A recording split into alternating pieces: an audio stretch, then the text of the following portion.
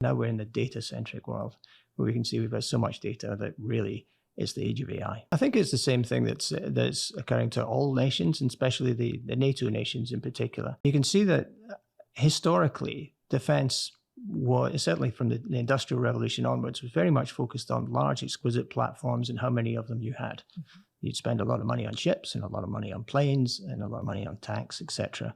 And you'd see, well, you could almost play like a game of strategy or chess, that you could say, how many does this organization have and that one? But that was very much based on the physical sense that you had a finite number of physical components in your fighting power. Now, the other piece to that is conceptual, in that how can you leverage information to understand more of what's happening around you and have a multiplication effect on the physical force that you have.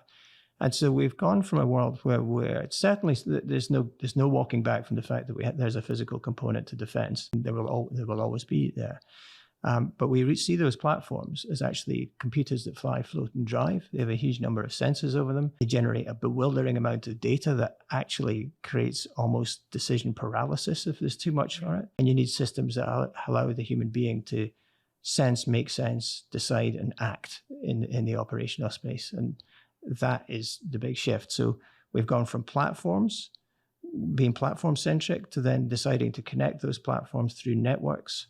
So there was a period for about 10, 20 years when we were in network-centric warfare and defense was important. Now we're in the data-centric world where we can see we've got so much data that really it's the age of AI. I think that's where we're at.